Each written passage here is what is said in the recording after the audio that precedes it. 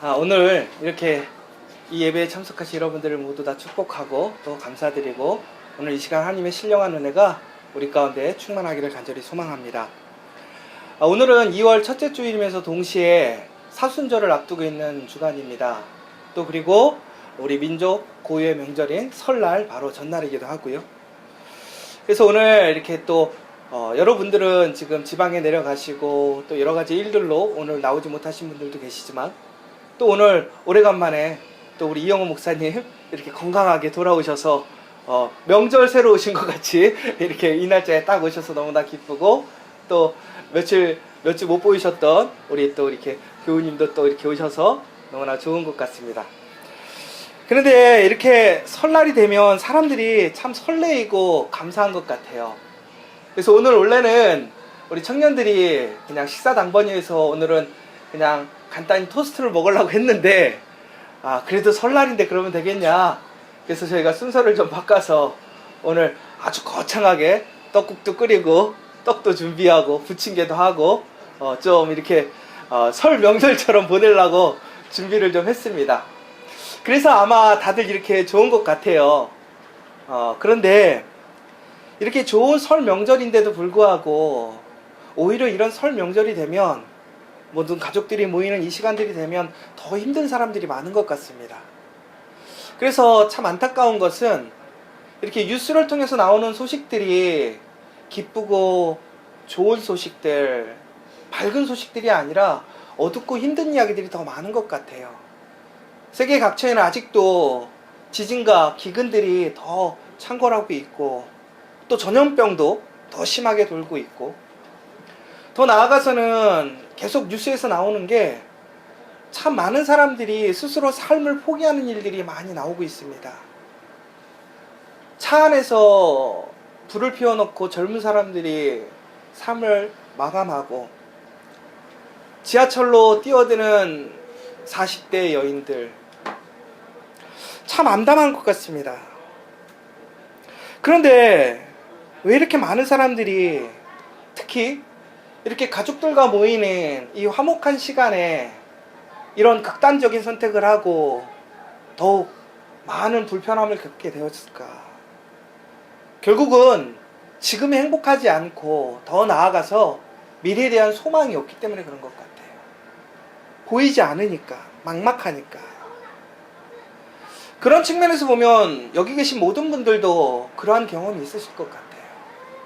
가족들이 모이면 요즘 일은 잘 되느냐, 어떤 계획들은 잘 세웠느냐, 이런 사소한 문제들부터 시작해서 정말 우리의 건강의 문제 혹은 정말 우리 일하는 그러한 모든 문제들, 우리 자녀 문제들 걱정할 게 너무나 많잖아요. 그런데 그러한 걱정 앞에서 우리 앞에 지금 현실이 넉넉하지 못하고 미래에 대한 소망이 없을지라도 이 자리에 계신 분들은 극단적인 선택을 하지 않습니다. 혹은 하나님을 믿는 사람들임에도 불구하고 극단적인 선택을 하는 사람들도 있지요. 그럼 그 차이는 과연 무엇일까? 결국은 오늘 우리가 그 이유를 이 룻기에서 다시 한번 찾아볼 수 있는 것 같아요. 룻이라는 여인은 저희가 계속 봐왔던 것처럼 정말 삶의 밑바닥까지 내려간 인생입니다. 미래에 대한 어떠한 소망도 없어요. 오히려 그 부모에 대한 효를 지키고 하나님 앞에서 신의를 지키기 위해 더 힘들고 어려운 삶을 작정하고 나아갔습니다. 그럼에도 룻은 그 하나님 안에서 그 신앙을 지켰고 자신의 윤리적 도덕적인 책임감을 회피하지 않았어요. 그러자 하나님께서는 그의 삶을 지키시고 인도하시며 더 나아가서는 그의 그 암담한 현실을, 그 미래를 하나님이 준비하심으로 더 복되고 은혜로운 삶으로 바꾸셨다는 것이 이 룻기의 이야기입니다. 다시 얘기하면 하나님의 신실하심과 사랑의 손길, 섭리, 그리고 구속사와 선교를 통해 우리는 오늘을 다시 살아갈 수 있는 힘을 얻고요. 미래에 대한 소망을 가질 수 있다는 것입니다. 결국은 우리의 노력, 우리의 능력이 아니라 하나님의 변하지 않는 신실함, 하나님의 능력이 우리의 삶을 변화시키고 우리를 지키고 인도해 주실 수 있다는 거예요. 그런데 하나님을 알지 못하는 사람들은 그 삶을 이겨낼 수 없는 거예요. 참아낼 수 없는 거죠. 그러나 아무것도 가지지 못하고 지금 정말 너무나 암담할지라도 내가 정말 하나님을 믿고 하나님을 붙들고 있다면, 또한 하나님 앞에서 신실한 우리의 모습을 지키고 있다면 그 사람에게는 하나님의 놀라운 섭리가, 하나님의 놀라운 그 능력이 함께 하심을 다시 한번 기억하시면 좋겠습니다. 오늘 말씀에서 특별히 룻기는 악하고 자기 소견대로 옳은 대로 행하고자 하는 많은 사람들, 그 사람들에게 다시 한번 큰 메시지를 주고 있습니다. 사사시대를 통해서 보면 이스라엘 사람들은 하나님 보시기에 정말로 별로예요. 아름답지 못하죠. 그런데 하나님은 이 룻기를 통해서 이스라엘 사람들이 그렇게 소망했던 그 왕 중에서도 최고의 왕, 다윗의 뿌리가 되는 그 가족을 오늘 만드십니다. 그리고 이스라엘의 미래를 다시 찬란하게 밝게 인도하십니다. 여기서 우리는 다시 한번 볼 수 있는 게 뭐냐면, 우리가 하나님 앞에서 신실하지 못해도, 하나님 앞에 온전히 서 있지 못해도 하나님의 신실함은 끝이 없다라는 거예요. 너무나 불충하고 불의한 사람임에도 불구하고 그의 필요, 그의 행복을 위한 하나님의 열심은 오늘도 변하지 않고 있다는 거예요. 하나님은 오늘도 일하고 계시다는 거예요. 누구를 위해서? 여기 있는 우리를 위해서. 그 하나님을 바라보고 그 하나님의 놀라운 섭리를 인정하는 가운데 그 일에 참여하는 사람에게는 그 영광에 참여하는 기쁨이 더 커지는 거예요. 많은 사람들이 하나님을 잃어버렸어요. 기억하지 못해요. 하나님의 섭리를 믿지 못해요. 그런데 오늘 세상적으로 보면 이방 여인, 모든 것을 잃어버렸던 그 사람을 통해서 하나님은 이스라엘에게 다시 하나님의 놀라운 복을 허락하시고 축복을 주십니다. 의롭고 대단한 율법주의자들이 아니었다라는 거예요. 부자들이 아니었다라는 거예요. 이스라엘 사람들이 하찮게 여기고 상대하지 않았던, 너무나 나약하고 힘없는 과부인 여자, 모함 여자를 통해서 하나님의 섭리가 역사 속에서 이루어지는 걸 보게 되는 거예요. 결국은 하나님께서는 일하심에 그 하나님을 믿고 신뢰하는 그 사람들에게 하나님의 일에 참여할 수 있는 그 놀라운 복을 주십니다. 그리고 그 복을 통해서 그 가족이, 그 공동체가 다시 일어나는 역사를 일으키시는 거예요. 여기는 여러분들이 그 복의 주인공이 됐으면 좋겠어요. 그 복의 주역이 되었으면 좋겠어요. 그래서 여기 계신 분들을 통해서 여러분의 가정이, 여러분의 일터가, 또한 우리 커피아 교회, 이 나라가 다시 한번 하나님의 복의 축복을 받는 제사장의 나라, 하나님의 나라가 될 수 있는 그 나라가 되기를 소망합니다. 그런데 오늘 이 복에 참여하는 이 룻에게서, 더 나아가서 보아스를 통해서 우리는 하나님의 복에 참여하는 사람들의 성품, 필요성이 무엇인가를 볼 수 있는데, 그것을 알기 위해서는 우리가 다시 한번 고엘 제도에 대해서 다시 한번 생각해 봐야 될 것 같습니다. 여러분, 지난 시간에도 말씀드렸지만 고엘이라는 것이 과연 무엇이냐라는 거예요. 보시면 구약에서의 고엘인데, 이것은 결론적으로 얘기하자면 하나님을 고엘로서 기억했다라는 거예요.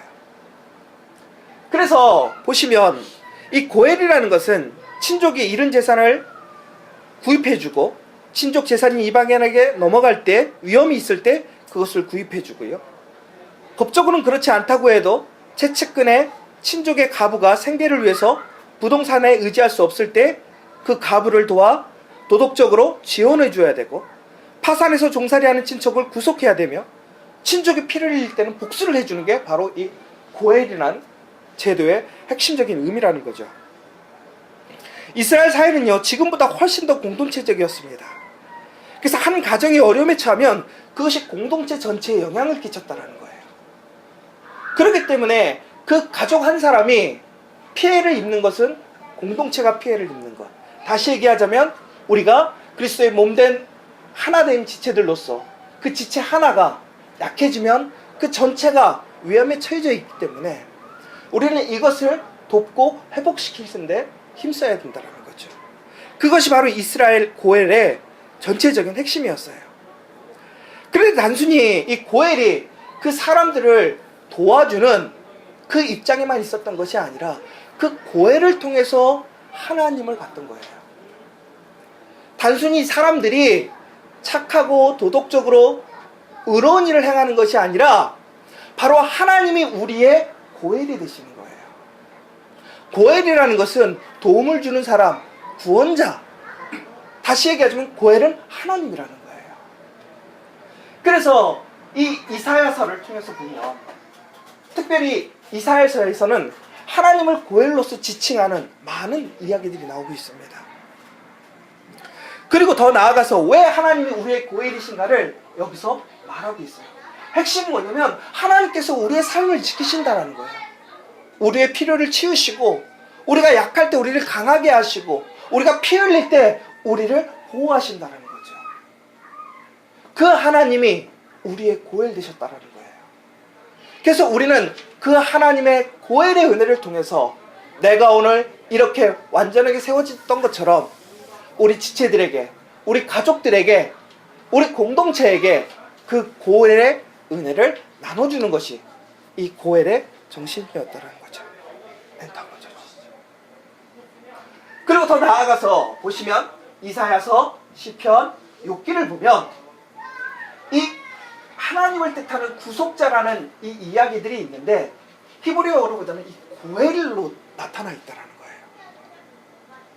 그러니까 고엘이라는 것을 하나님의 이름을 부를 때에 추상적으로 부른 것이 아니라 지칭을 하기를 하나님을 고엘로 지칭했다라는 얘기입니다.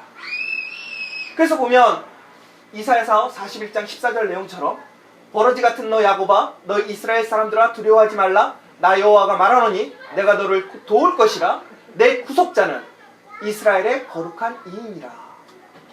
고엘은 하나님은 이스라엘의 거룩한 이이다. 마찬가지예요. 너희의 구속자 고엘, 이런 모든 것들이 성경 속에서 증거되어지고 있다는 거죠. 나의 반석이시요 나의 구속자 고엘이신 여호와여 내 입의 말과 마음의 묵상이 주님 앞에서 연락되기를 원하나이다. 하나님이 그들의 반석이시며 지존하신 하나님이 그들의 구속자이심을 기억하였도다. 결국은 하나님이 고엘이셨다라는 거예요.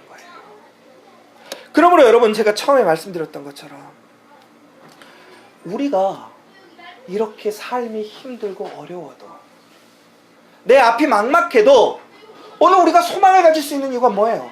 하나님이 우리의 고엘이 되셨다는 거예요. 그런데 이 고엘은 단순히 도움을 주는 사람이 아니라 가족 개념 안에서의 그 도움을 주는 사람이라는 거예요.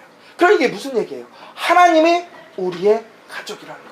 하나님이 우리의 아버지시라는 거예요. 그러니까 하나님께서 우리를 도우시고 지키시고 인도하신다는 그 약속이라는 거죠. 그러니까 오늘 우리가 소망을 가질 수 있는 거예요. 또한 그것에서 끝난 게 아니에요. 신약에서 또한 예수님을 고엘이라고 얘기하고 있어요. 로마서에서 보면 25장부터 27장, 11장 그 내용이 이제 바울의 고백이긴 한데 형제들아 너희가 스스로 지혜 있다 하면서 이 신비를 너희가 모르기를 내가 원하지 아니하노니 이 신비는 이방인의 충만한 수가 들어오기까지 이스라엘의 더러는 우둔하게 된 것이라. 그리하여 온 이스라엘이 구원을 받으리라. 기록된 바 구원자가 시온에서 오사 야곱에게서 경건하지 않은 것을 돌이키시겠고 내가 그들의 죄를 없이 할 때에 그들에게 이루어질 내 언약이 이것이라 함과 같으니라. 근데 이 신약에서 나오는 11장 26절에 이 구원자라는 것이 헬라어의 구원자이지만 이 원문을 인용했던 것이 바로 이사야서 59장 20절 21절을 인용했는데, 그 히브리의 원문의 구원자가 바로 고엘이라는 거예요. 하나님을 고엘로 칭하면서 결국은 이스라엘의 구원자 예수 그리스도를 고엘로 이야기했다는 거예요. 그러면서 동시에 그 대상을 게울이라고 했는데, 결국은 하나님은 인도하시는 분, 이스라엘은 보호받는 사람, 예수님은 우리를 보호하시는 분, 여러분은 보호받는 사람이라는 거예요. 다시 얘기하자면 하나님과 예수님은 우리의 가족이라는 거예요. 우리의 형제라는 거예요. 그러므로 여러분을 돕고 지키고 인도해 주겠다고 성경에서는 약속하고 있는 거예요. 바로 그 룻, 나오미는 이 고엘을 알고 있었어요. 이 고엘 제도를 의탁해서 보아스에게 찾아갔다는 거예요. 결국은 고엘을 기억하고 그 은혜를 소망하는 사람에게 그 은혜가 임하는 거예요. 내가 알지만 찾지 않으면 은혜를 소유할 수 없어요. 여러분이 하나님의 고엘, 예수 그리스도의 고엘의 은혜가 여러분에게 주어졌지만, 여러분들이 하나님을 찾지 않고 예수 그리스도의 그 십자가의 능력을 믿지 않는다면 그 은혜는 우리의 것이 될 수 없지만, 여러분들이 지금 이 상황에서 예수님을 붙들고 하나님을 붙든다면 여러분에게는 오늘 나오미와 룻에게 임했던 그 고엘의 은혜, 고엘의 능력이 여러분에게 임할 줄 믿으시기 바랍니다. 그러면 우리는 오늘도 살아갈 수 있는 힘을 얻는 거예요. 저희가 재밌는 것은 어제 어떤 텔레비 내용들을, 아까 처음에 얘기했던 내용들을 얘기하면서 이제 예전에 봤던 영화 미스트라는 영화에 대해서 제가 이제 우리 유지혜 사모님하고 얘기를 했었는데, 이 미스트라는 영화 속에 어떤 내용이었냐면, 어느 마을에 갑자기 안개가 자욱하게 깔려요. 근데 그 안개가 깔리니까 이 마을에 개생물체가 나타나는데, 이게 뭐 외계인인지 어떤 개생물체인지 모르겠지, 하여튼 잘 기억이 안 나는데, 그 개생물체가 나타나서 거미 같은 거였거든요. 어마어마한 큰 거미가 사람들을 다 이렇게 변질시키는 거예요. 잡아먹고. 그래서 결국은 그 마을이 고립이 됩니다. 근데 그 중에 있던 사람들이 두 가지 중에 선택을 했었어야 돼요. 머물러서 자기들을 도움 줄 사람을 기다릴 것이냐, 아니면 탈출할 것이냐. 그런데 기다리다가 결국에는 사람들이 계속 자기들이 거기서 안전할 수 없다는 걸 깨닫고 도망가기 시작합니다. 근데 도망가면서 많은 사람들이 희생이 돼요. 죽게 돼요. 그러다가 소수의 그룹이 차를 치자면 차 한 대 탈 수 있는 사람들이 전국에는 그 마을을 벗어나는 입구까지 넘어가게 됩니다. 그런데 그곳에서 그들은 결국에는 스톱하고 말아요. 왜 그러냐면 끝이 안 보이는 거예요. 답이 없는 거예요. 개생물체들은 계속 나타나고 안개는 없어지지 않는 거예요. 바로 그때 여러분들은 어떤 선택을 해야 될까요? 결국은 그들에게 두 가지 선택이 있었어요. 뭐였냐면 그 차 안에서 운명에 맡기고 기다리던가, 아니면 그 스스로 목숨을 끊어버리는 사건이었어요. 왜 그러냐면 괴물들한테 목숨을 빼앗길 바에는 우리 스스로 죽는 게 낫다고 생각했던 거예요. 근데 안타까운 게 그 사람들은 어떤 선택을 했냐면 죽음을 선택했어요. 왜 그러냐면 개생물한테 더럽고 비참하게 죽을 바에는 우리가 깨끗하게 죽자. 그래서 뒷칸에 타고 있던 노 부부는 서로가 서로를 죽였어요. 그리고 앞에 아버지와 아들이 타고 있었는데 아버지가 아들을 죽였어요.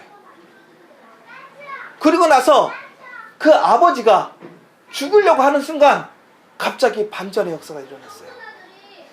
군대들이 쫙 들어오면서 괴물들을 다 제거하면서 갑자기 소독작전을 피고 그 퇴치작전을 벌이는 거예요. 근데 갑자기 아이러니하게 그 순간 안개가 걷히기 시작하는 거예요.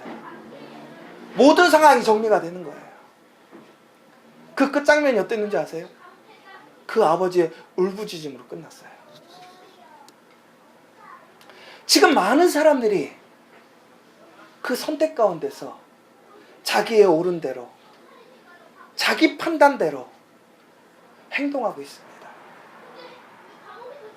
우리에게 소망이 있고 하나님의 계획이 있음에도 우리는 끝까지 하나님을 신뢰하지 못해서 나의 선택, 나의 방법으로 내 삶을 끝내버립니다.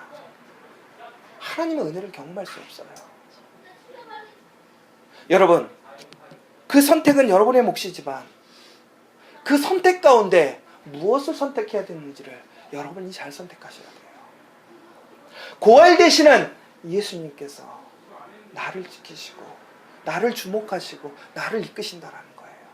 내가 연약하지만, 내가 준비되어 있지 못하지만, 나는 하나님 앞에서 온전하지 못하지만 예수 그리스도의 능력이 강력하기에, 하나님이 모든 능력의 주관자이시기에 하나님을 믿고 맡기십시오. 내가 죽을지라도 하나님의 방법대로 죽어야 우리는 죽지 않는 거예요. 내가 아무리 멋지게 죽어도, 내가 편안히 죽어도 하나님이 원하시는 죽음이 아니면, 하나님의 말씀대로 죽지 않는다면 그 사람은 영원히 죽고 마는 거잖아요. 사랑하는 여러분, 바로 이 고엘의 정신을 기억해야 돼요. 고엘 되신 하나님, 예수님을 기억해야 된다는 거예요. 그래서 우리 또한 마찬가지로 이 교회 공동체 안에서 우리도 하나님께서, 예수님께서 고엘 되심을 기억해야 될 것 같습니다. 요즘 많은 교회들이 왜 타락했을까요? 왜 문제가 될까요? 고엘 되시는 하나님이 아니라 세상을 근간으로 삼기 때문에 그래요. 세상의 방식, 세상의 문화를, 세상의 성공을 따라가기 때문에 그렇다는 거예요. 참 안타까운 게, 얼마 전에 정말 황당한 일이 있었죠. 대학 교수이면서 목사가 딸을 거의 반년 동안 살해해서 방에 미이라처럼 유기시켜 놓은 사건. 더 충격적인 건 바로 서울신대 교수였어요. 난리가 났어요. 지금 서울신대가. 완전 패닉이에요. 패닉. 다들 부끄럽고 낭망스럽고 착잡하고, 학생들 완전히 패닉에다가. 왜 그렇게 됐을까요?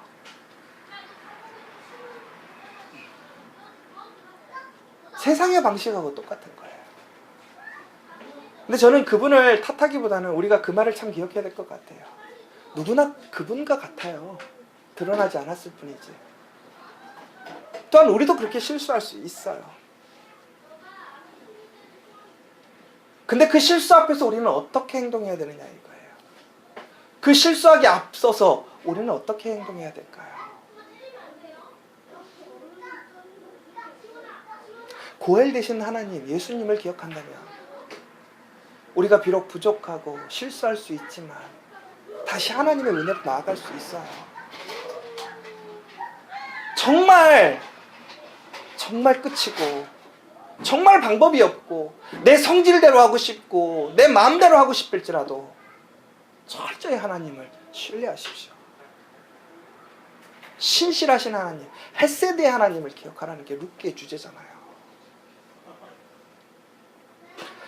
오늘 이 예배가 끝나면 아마 또 이제 가족들하고 모이실 거예요. 가족이 모이면 좋기만 하지 않더라고요. 많이 싸워요. 실망스러운 사람도 있어요. 내 마음에 차지 않는 사람들도 있어요. 그러나 그 사람마저도 하나님의 신실하신 은혜로 그 가정을 이끄시는 하나님이시라는 거예요. 그럼 우리는 어떻게 해야 될까요? 그 사람들에게 그 고엘 되신 하나님, 고엘 되시는 예수 그리스도를 우리는 보여줘야 돼요. 증거해야 돼요.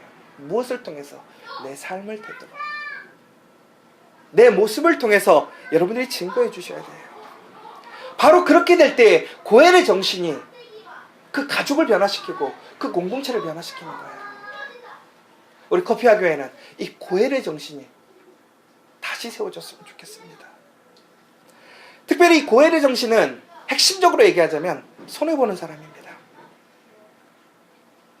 이 보아스는 철저히 손해보는 선택을 합니다. 오늘 이 룻기에서 보자면, 룻기의 4장에서는 이제 나오미의 그 명령을 받은 룻이 보아스를 찾아가서 기업 물을 자임을 밝히고 기업 물을 자의 이행을 촉구합니다. 그러자 보아스가 그 사실을 듣고 자기보다 앞선 사람이 있기 때문에 그 앞선 사람과 법적인 절차를 통해서 그가 무르지 않는다면 자기가 하겠다라고 얘기를 하면서 이제 4장에서는 그것을 법적으로 절차적으로 올바로 진행시키는 모습들을 볼 수 있습니다.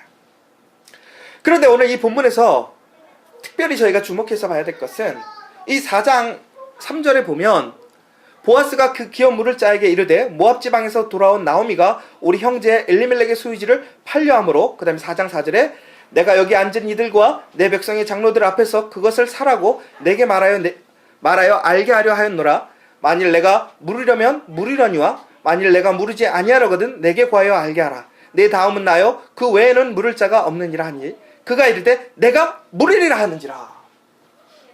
그러니까 이게 첫 번째 기업 물을 자가 있었다라는 거예요. 보아스는 두 번째 순서였다라는 거죠. 그런데 룻이 보아스를 찾아갔습니다. 나오미도 보아스를 찾아갔어요. 그런데 이제 여기서 보아스가 더 유복한 사람이고 대단한 사람이었기 때문에 찾아갔느냐, 혹은 그것을 몰랐기 때문에 찾아갔느냐, 뭐 이런 것들은 중요하지 않고요. 중요한 것은 이 사건에서 이 첫 번째 기업 물을 자가 이 고엘이라는 것에 대해서 그가 수용을 하게 됩니다. 처음에 무슨 얘기냐면 내가 물으리라, 자기가 받겠다라는 거예요. 그런데 그 다음에 보아스가 뭐라 그랬냐면 4장 5절에 보아스가 이르되 내가 나오미의 손에서 그 밭을 사는 날에 곧 죽은 자의 아내 모압 여인 롯에게 사서 그 죽은 자의 기업을 그의 이름으로 세워할지니라 하니, 4장 6절에 그 기업 물을 자가 이르되 나는 내 기업에 손해가 있을까 하여 나를 위하여 물으지 못하노니 내가 물을 것을 내가 물으라 나는 물으지 못하겠노라 하는지라. 이게 재밌는 게 처음에는 자기가 물을 자가 되겠다고 했는데 보아스가 한 가지를 더 얘기해요. 이 고엘에서 더 확장되는 가족까지 책임지는 레위기의 법을 적용시킨 거죠.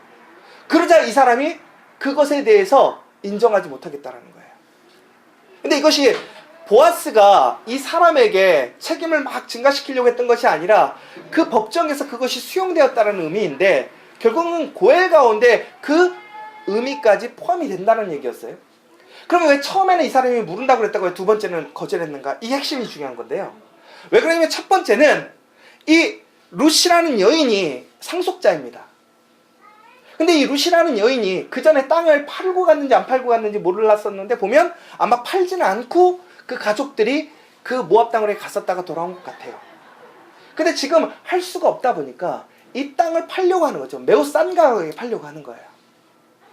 그러면 기업 물을 자라는 사람이 그것을 싸게 사면 결국은 그 룻이라는 여인이 대를 잇지 못하면 어떻게 될까요? 그 땅은 희년이 되어도 누구 소유가 되는 거죠? 그 사람의 소유가 되는 거예요. 그러니까 그 사람은 기업 물을 자의 자격을 통해서 어떻게 되는 거냐면 그 사람의 유익을 챙기게 되는 거예요. 복을 받는 거예요. 자기 생각에는. 그러니까 내 책임을 통해서 흔한 얘기로 내가 잘 되는 거예요. 그러니까 우리가 성경적으로 얘기하자면 꼭 먹고 알고 먹고가 아니에요. 우리가 착한 일 하면서 나도 도움되고, 이게 가장 금상첨화잖아요. 근데 진정한 나눔은요, 진정한 고엘은 철저히 손해보는 거라는 거예요. 그러자 고엘이 그 나오미까지 책임지라는 거예요. 룻까지 책임지기라는 거예요. 그래서 결국에는 자식을 낳게 해서 추후에 다시 그 땅을 어떻게 해? 그 사람들에게 돌려주라는 거죠. 근데 여기서 재밌는 사건은 뭔지 아세요? 그것도 손해가 생기는 거예요. 왜? 싼 가격에 샀다가 잘 해놓고 더 나아가서는 그 가족들을 부양해야 되잖아요. 그러니까 비용이 더 들어가는 거죠. 이것만 해도 손해인데, 만약에 자식을 낳았어. 근데 자식을 남자애를 하나만 낳게 되면 그 남자애는 누구의 자녀가 되냐면 바로 룻의 자녀가 되고, 그 다음에 룻의 가문의 소유가 되버리는 거예요. 그럼 이 사람이 죽으면 이 사람의 재산은 다 어디로 가는 거예요? 룻에게 가는 거예요. 작은 거 챙기려다가 잘못하면 어떻게 되는 거예요? 자기 모든 걸 잃어버리게 생긴 거죠. 그러니까 처음에는 좋다고 했다가 두 번째 조건이 들어오니까 이거 손해인데 계산해보니까 아닌 거예요. 여러분, 우리가 정말 이거 한번 좀 생각해 봐야 될 것 같아요. 뭐냐면 많은 사람들이 진정으로 누군가를 생각하고 선한 일을 한다고 해요. 옳은 일을 한다고 해요. 그런데 정말 그 옳은 일, 좋은 일은요, 손해볼 수밖에 없어요. 손해보지 않고 어떻게 다른 사람을 도울 수 있겠어요? 하나님도 우리 때문에 손해보셨거든요. 손해보시는 것에 대해서 두려워하지 않으셨어요. 왜? 우리가 너무나 귀하기 때문에. 사랑하시니까. 특별히 고엘이라는 것은 가족을 사랑하는 거예요. 그렇기 때문에 내가 손해봐도 아깝지 않은 거예요. 그런데 요즘은 교회도 그렇고 더 나아가서는 모든 사회가 손해보지 않으려고 해요. 내가 손해보면 최소한 무엇인가 하나라도 따라와야 돼요. 명예, 혹은 성공, 더 좋은 건 손해나고 더 많은 유익이 들어와야 되겠죠. 그러니까 문제가 되는 거예요. 저는 차남이거든요. 근데 저는 솔직히 장남들에게 별로 이렇게 마음이 안 가요. 장남들이 보면 장난 같지가 않아. 근데 저희 이제 우리 유지혜 사모님 보면 장녀예요, 장녀. 제일 큰 사람이에요. 근데 역시 다르더라고요. 이게 저는 아무리 생각한다고 해도 잘 생각 안 하거든요. 그런데 어쩔 때 보면 이 큰 사람들은요, 참 속없이 그냥 막 나눠주고 챙겨주고, 결국은 그 사람들로 인해서 가정이 화목하게 돼요. 손해보는 사람이 있어야 하나가 돼요. 저는 이것이 한국교회의 가장 중요한 핵심이라고 봐요. 한국교회가 손해보지 않으려고 해요.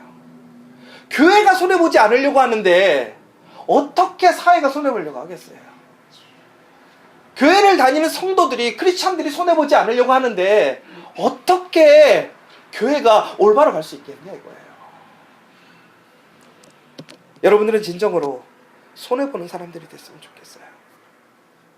그런데 그 손해를 봄으로 인해서 손해로 끝나지 않더라는 거예요. 보아스는 그 손해를 당당히 자기가 책임지겠다고 해요. 그리고 매우 올바른 정통적인 방법으로 그 모든 손해를 인정하고 법적으로 선포하고 책임집니다. 그 다음에 어떤 일이 일어났습니까? 결국에는 많은 사람들이 그 보아스를 축복합니다. 그리고 많은 사람들이 그 보아스에게 더 많은 복이 있기를 빌어줍니다. 그런데 놀라운 역사가, 그 손해봄을 통해서 받은 축복이 사실로 바뀌더라는 거예요. 하나님은요, 고엘의 정신을 온전히 기억하고 손해보는 사람들을 손해나지 않게 하더라는 거예요. 역시 훌륭하시군요. 그래서 고엘을 통해서 손해보려 받는 사람들이 받은 축복이 뭐냐? 이 4장 18절에 22절에 보면 짧은 족보가 나옵니다. 그 족보를 통해서 보면 뭐냐면, 첫 번째는 고엘을 통한 손해를 보지 않고 축복으로 손해를 뛰어넘었어요. 이게 무슨 얘기냐면요, 이 족보를 보면 정말 재밌는 게, 고엘을 통해서 결국에는 그 모든 재산이 누구에게 가야 됐을까요? 보아스의 재산이 룻에게 갔어야 돼요. 룻이 낳은 아들이 누가 돼야 되는 거예요? 바로 룻의 가문의 아들이 돼야 돼요. 근데 재밌는 것은 족보에 보십시오. 그 룻이 낳은 아들의 아버지가 누구라고 되어 있죠? 성경에 보면 보아스라고 되어 있어요. 보아스라고 되어 있어요. 법을 어긴 게 아니에요. 하나님께서 그렇게 세우신 거예요. 하나님의 섭리, 축복의 은혜예요. 자기의 것을 포기하고 내 것을 아낌없이 나눠주는 사람에게는 그 사람의 소유를, 그 축복을 잃어버리지 않게 하시는 게 하나님이라는 거예요. 여러분, 왜 내가 하나님의 은혜를 못 받을까? 결국은 뭐예요? 내가 손해보지 않거든요. 내 거는 정말 움켜쥐면서 남은 것으로만 해주려고. 우리가 언제 남은 것을 느낄 수 있겠어요? 사람은요, 아무리 많이 가져도 만족하지 않고요, 나만 많이 있다고 생각 안 해요. 두 번째는요, 베레스의 족보는 다윗의 족보가 됐다.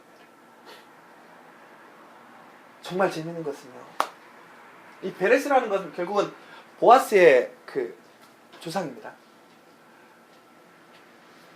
다윗의 족보가 뭐예요? 이스라엘의 희망이 되고 소망이 되는 게 다윗이었어요. 메시아였어요. 왜? 이스라엘 사람들이 제일 원했던 게 뭐였죠? 왕, 구원자, 전능자. 예수님이 오시기 바로 그 핵심적인 중간자적인 메시아의 구원상을 보여줬던 게 다윗이잖아요. 그 씨앗이 되게 하는 그 축복을 누구에게 준 거예요? 이 보아스에게 준 거예요. 하나님의 선물. 보아스는요, 하나님의 놀라운 선물을 받아요. 은혜와 믿음의 족보. 보아스는요, 하나님 앞에서 가장 큰 축복을 받은 게 뭔지 아세요? 믿음의 가정을 받았다라는 거예요. 그래서 전국에는 한 나라의 왕이 되잖아요. 은혜를 경험하는 가족이 되는 거예요. 여러분들의 가정이 이런 가정이 돼야 돼요. 은혜를 받는 가정, 믿음의 가정이 돼야 된다는 거예요. 하나님의 응답을 받는 가정이 되었어요. 기도하고 소망하는 가운데 그들이 소망하고 바라는 일이 이루어지는 거예요.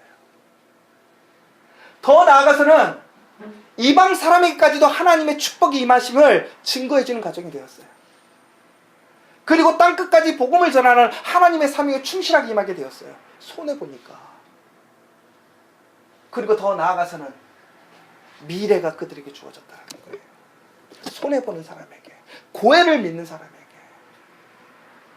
오늘 여러분들이 이것을 기억하시고 이제 가정으로 돌아가셔서 우리 가족들에게 그 고해의 사랑, 은혜를 나눠주시기 바랍니다. 더 나아가서 우리 커피아 교회가 이 고해의 사랑과 은혜를 나눔으로 더욱더 하나님의 복을 받고 더욱더 하나님의 은혜에 참여해서 놀라운 그 복의 증거가 되는, 표적이 되는 여러분들이 되시기를 간절히 소망합니다.